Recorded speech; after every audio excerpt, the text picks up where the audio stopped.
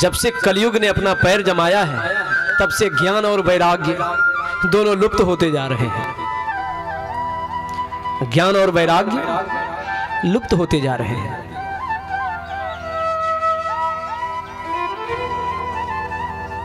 और परीक्षण करके हम लोग देख भी लीजिए, इस कलिकाल में भजन करने का मन होता है किसी का? सत्संग करने का मन होता है? बहुत कम लोगों का। कोटि जन्म समुत्थेन पुण्य नैव तु लभ्यते। बोले करोड़ों जन्मों का जब पुण्य उदय होता है तब मन सत्संग में लगता है, भजन में, नहीं तो समूह के मन नहीं लगते।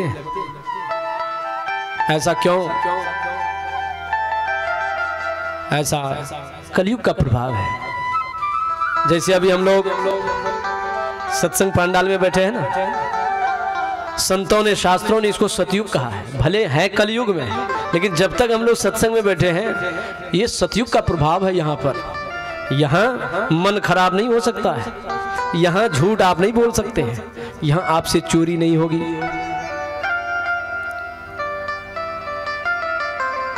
यहाँ आपसे बेविचार नहीं होगा।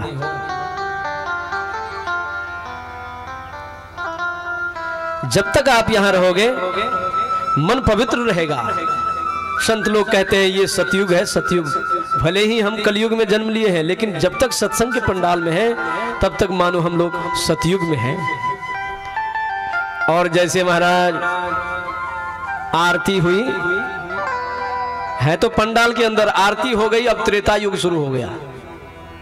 अब चुकुर भुकुर, अगल बगल, दायां बायां, शोर शोरावा शुरू हो जाता है, नहीं होता है? आरती जैसे हुई हलचल, अब मानो त्रेता युग आ गया। और जैसे महाराज प्रसाद लेकर जैसे द्वार पर गए, पंडाल को छोड़ दिए, तो मानो द्वापर आ गया।